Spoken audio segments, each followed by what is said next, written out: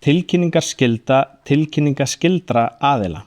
Í þessum fyrirlestri verður fjallað stuttlega tilkynningaskyldu þeirra aðila sem falla undir L-U-lið 1. málsgreinar 2. greinar laga aðgerðir gegn peningaþvætti og fjármögnun hryðjuverka, númer 140 frá árinu 2018. En tilkynningaskyldu fjallað í 5. kafla laganna. Það skrifstofa fjármálagreiningar lögreglu sem við munum hér eftir kalla SFL sem tekur á móti tilkynningum viðskipti þar sem grunur leikur á peningaþvætti eða fjármögnun hryðjuverka. SFL sér greiningu á efni tilkynninga, kallar eftir frekari gögnum þegar þörf á og miðlar svo tilkynningum til réttra stjórnvalda þegar svo ber á. Aðgæsluskylda. Aðilum sem falla undir lögin skylt að sýna hæfilega aðgæslu í tengslum við áhættusöm viðskipti. Sú aðgæsla mismunandi eftir tegund viðskiptamanna, það hversu áhættusama viðskiptamenn að ræða. Má þá nefna viðskiptamenn sem í áhættuhópi vegna stjórnmálalegra tengsla, svokallaðra PEP. Þar ber að framkvæma aukna áreiðanleikakönnun sem kallar á betri og umfangsmeiri gagnaöflun en gildir hinn hefðbundna viðskiptamann. Orðsporsáhætta miðar yfirleitt að athugun á orðspori aðila út frá umfjöllun í fjölmiðlum eða öðrum opinberum upplýsingum. Mætti þar nefna fréttaflutning af meintum brotum eða sakfellingu fyrir dómstólum.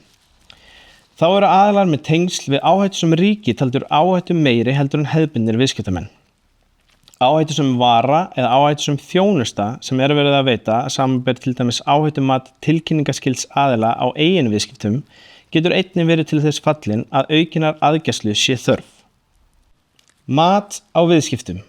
Þegar að ræða áhættu með eftirlit á viðskiptasamböndum þarf að fara fram ákveðið mat á viðskiptum. Það ýmis atriði sem gott að hafa í huga þegar lagt mat á áhættu á viðskiptum og hvort eitthvað veki grunsemdir. Viðskiptin til dæmis óvenjuleg með við hefðbundið viðskiptamynstur? Eitthvað í þessum viðskiptum sem óvenjulegt eða óhefðbundið frá viðskiptalegu sjónarhorni? Flækjustigið til dæmis óþarflega mikið? Viðskiptamaður að taka á sig óvenju mikil kostnað og svo framvegis. Á tilkynningarskyldum aðilum hvílir sú skylda að kanna bakgrunn og tilgang allra grunnsamlegra og óvenjulegra viðskipta að því marki sem unnt einhverjar upplýsingar, til dæmis fjölmiðla umfjöllun eða orðspor sem gefa til kynna að viðskiptamaður stundi eða tengist ólögmætri starfsemi?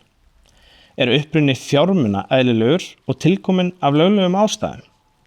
Einhverjar viðvörunarbjöllur sem hringja vegna þekktra einkenna peningaþvættis? Það mjög mikilvægt að leggja mat á viðskiptin út frá þeirri áhættu sem tilkynningaskyldur aðili hefur komið auga á við framkvæmd áreiðanleikakönnunar, eftirliti með viðskiptum og viðskiptamönnum eða út frá eigin áhættumati.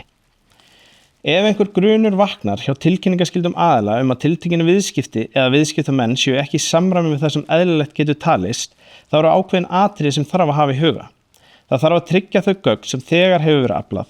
Það þarf að framkvæma frekari athugun á þeim viðskiptum sem grunur beinist að. Það þarf að afla þeirra viðbóta gagna sem nauðsynlegt þykir og ef að viðskipti sem ekki gengin í gegn, þá þarf að fresta viðskiptum ef það mögulegt á meðan verið að leggja frekara mat á þau eða kanna þau betur. Tilkynningaskylda. Það ekki ólögmætt að stunda áhættusöm viðskipti og þau heldur ekki tilkynningaskyld sem slík.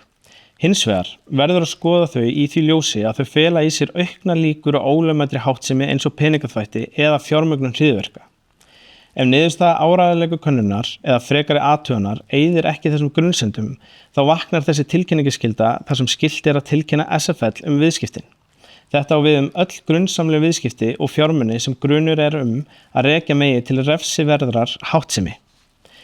Tilkynningaskylda miðað við lægsta samnefnara grunns sem ekki gerðar jafn ítarlega kröfur til og rökstudds grunns. En þessi skyldan líka til þeirra atvika þar sem viðskiptin ná ekki fram að ganga eða hætt við þau.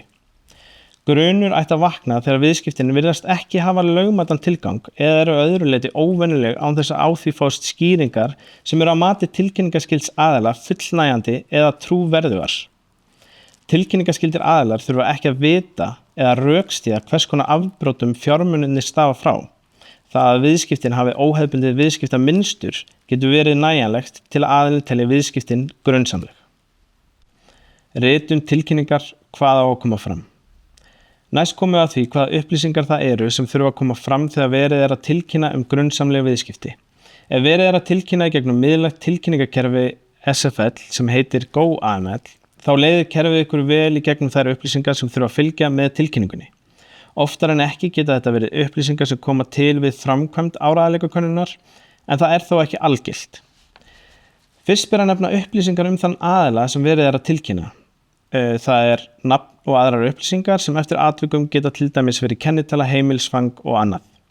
Þá þarf að koma fram einhver lýsing á þeim viðskiptum sem verið að tilkynna, auk upplýsinga hvað það sem tilkynnandi telur grunnsamlegt við viðskiptamannin eða viðskiptin. Því næst þarf að veita nánari upplýsingar sem verða til í tengslum við viðskiptin sem verið að tilkynna. Þær upplýsingar geta verið með ýmsum hætti, en í dæmaskyni mætti nafna það sem kemur fram á glærunni. Það óvenjulegar greiðslur, greiðsluhætti eða greiðslumiðla. Þetta geta verið samningar sem óljóst hvort hafi lögmætan tilgang eða efni eða aðrar ráðstafanir á fjármunum sem sá sem að tilkynna telur skipta máli. Það mikilvægt að láta öll skjöl sem hafa einhverja þýðingu fylgja með tilkynningunni, til dæmis færslu eða viðskiptayfirlit, afrit af samningum, reikningum eða annað. Skylda til að forðast viðskipti. Þegar aðili hefur tilkynnt til SFL grun eða vitneskju að viðskipti megi rekja til refsiverðrar háttsemi, ber að forðast þau viðskipti þar til hann hefur fengið frekari leiðbeiningar frá SFL. Því nauðsynlegt að taka fram í tilkynningu hvaða tíma eða frest aðili hefur til að framkvæma viðskiptin ef það á við. Ef sá aðili getur ekki komið í veg fyrir að viðskiptin eigi sér stað eða stöðvun þeirra geti hindrað rannsókn á hendur þeim sem hafa hagsmuni af viðskiptunum, ber að tilkynna SFL viðskiptin leið og þau hafa farið fram. Móttaka tilkynninga. Upplýsingagjöf til SFL og það að tilkynna telst ekki brot á þagnarskyldu. Eina undantekningin var að lögmenn í vissum tilvikum, en þar þagnarskylda þegar lögmaður að athuga lagalega stöðu skjólstæðings í tengslum við dómsmál. Innan þess mengis falla bæði tilvik þegar lögmaður veitir ráðgjöf hvort höfða eigi mál eða komast hjá því, auk upplýsingar sem lögmaður öðlast fyrir, á meðan eða eftir lok dómsmáls ef upplýsingarnar hafa bein tengsl við málið. Það að tilkynna til SFL leggur ekki refsi eða skaðabótaábyrgð á herðar einstaklingum eða lögaðilum. Tilkynnandinn nýtur auk þess verndar, þar sem það óheimilt að rýra réttindi hans, segja upp starfssamningi við hann eða láta hann gjalda þess að hafa tilkynnt grun peningaþvætti eða fjármögnun hryðjuverka. Takk kærlega fyrir áheyrnina.